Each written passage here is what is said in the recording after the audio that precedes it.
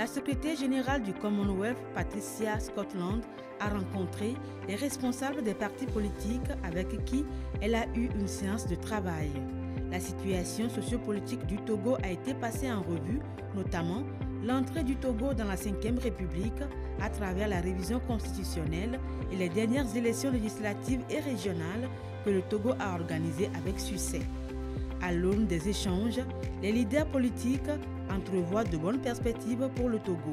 Il était question de voir comment est-ce que le Commonwealth peut nous aider dans nos relations entre d'abord acteurs politiques et voir enfin comment nous pouvons profiter des avantages liés à notre entrée au niveau du Commonwealth. La secrétaire également nous a expliqué les différents mécanismes pour pouvoir bénéficier par exemple de fonds sur le plan climatique, et puis elle nous a exposé un peu les défis auxquels le monde est confronté, et le Togo faisant partie de ce monde, je pense que nous pourrons travailler les mains dans la main pour que nous puissions relever ensemble ces défis. Nous sommes rassurés puisque avant les élections, l'organisation a eu à apporter sa contribution par rapport aux différents programmes déroulés par le Commonwealth, ainsi que les bourses qui sont disponibles pour les jeunes. Les échanges commerciaux nous rassurent qu'il y aura un plus pour notre pays.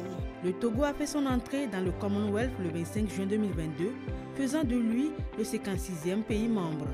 2 ans après, l'institution salue les efforts des autorités et veut déjà renforcer ses liens avec le Togo, et cette visite de la secrétaire générale en est une étape. Lorsque le Togo est devenu membre du Commonwealth, il s'est engagé à respecter les valeurs du Commonwealth qui sont contenues dans notre charte. Donc c'est une très grande joie pour nous savoir que le Togo s'y engage. Et c'est une question de grande satisfaction également à vous tous, je le crois. Et comme vous le savez, le Commonwealth a promulgué l'importance de la démocratie il y a plus de 75 ans déjà. Dans ces 75 ans, au cours de ces années, nous avons pu soutenir une approche pluraliste en ce qui concerne la bonne gouvernance. Par conséquent, pour nous, c'est très important que chaque personne autour de cette table s'engage personnellement à respecter ces principes et ce processus démocratique.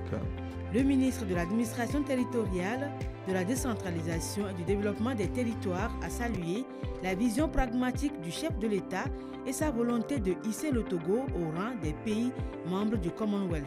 Selon lui, le Togo a amorcé une nouvelle ère de son développement socio-économique et politique par la mise en place du cadre permanent de concertation au sein duquel se réunissent les acteurs politiques pour discuter des questions d'intérêt national.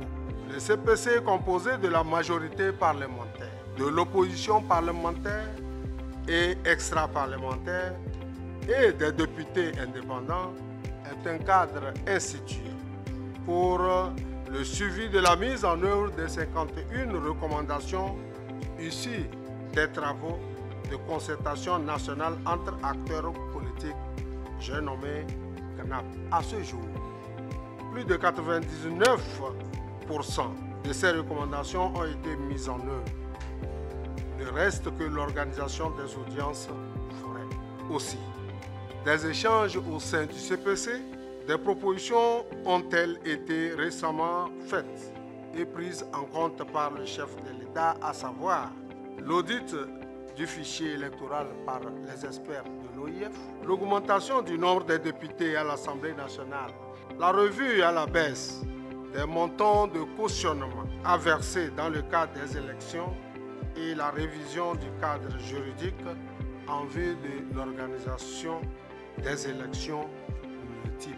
Ce consensus sur le terrain politique est un gage de développement sociopolitique et économique et la paix ainsi que la cohésion sociale. Patricia Scotland a également rencontré la chefferie traditionnelle et la société civile togolaise. Elle les a invités à s'impliquer davantage dans les questions de défense des droits humains qui constituent un des principes fondateurs du Commonwealth et dont l'objectif est d'aider les pays membres à cultiver la démocratie et la cohésion sociale.